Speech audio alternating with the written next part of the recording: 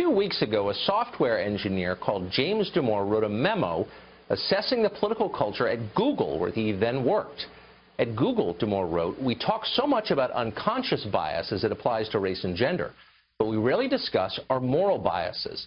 Considering that the overwhelming majority of social sciences, media, and Google lean left, we should critically examine these prejudices." Well, over 10 pages, Damore examined those prejudices in some detail. Notable among them is the belief that for women, bigotry is the main impediment to professional advancement.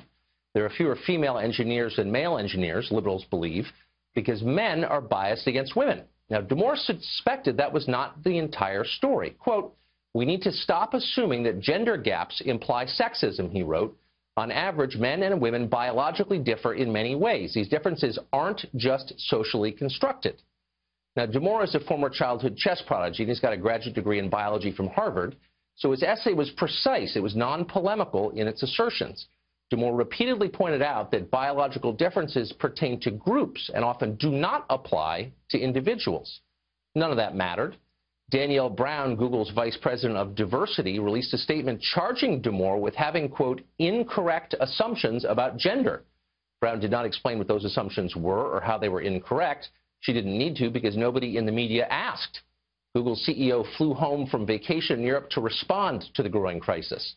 Many of Damore's fellow employees, meanwhile, howled for his dismissal.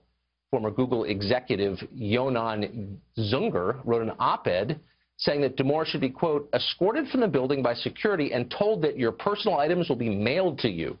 Others fantasized on social media about assaulting Damore. Nearly all news organizations described his essay as, quote, "an anti-diversity memo," when in fact Damore had argued strenuously that Google's culture needed more diversity. That was the whole point. Didn't matter. Within days, Damore was fired.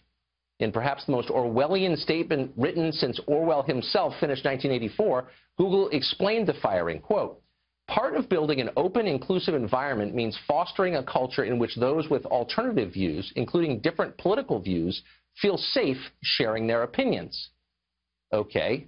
So in order to foster a culture in which those with alternative political views could feel safe sharing their opinions, Google fired James Damore for the crime of sharing his alternative political opinions.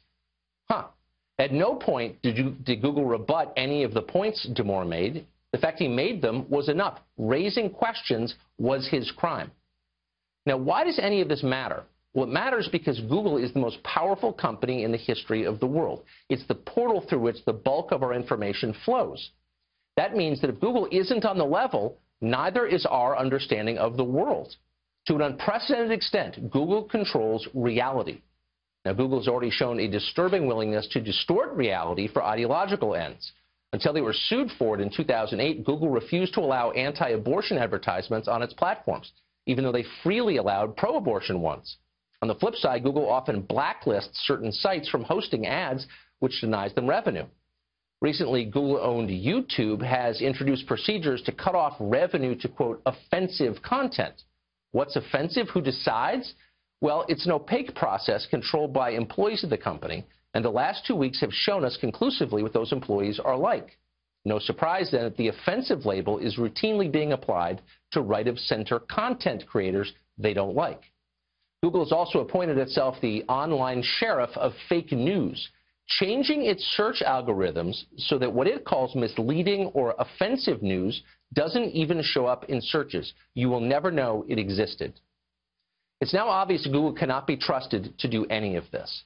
Why should a company that shuts down free speech for political reasons have the power to dictate what the world knows and thinks? Well, of course, it shouldn't have that power. Google's longtime motto was "don't be evil." Today it uses "do the right thing." We should have seen this coming. Those are supervillain slogans if there was ever such a thing. None of this can continue. In Europe, Google's already been hit with a nearly $3 billion fine for violating antitrust law. Congress here and the Trump administration should go further than that. Since it has the power to censor the internet, Google should be regulated like the public utility it is, to make sure it doesn't further distort the free flow of information to the rest of us. That needs to happen immediately. Too bad it's come to this. A lot of us trusted Google not to be evil. Silly us.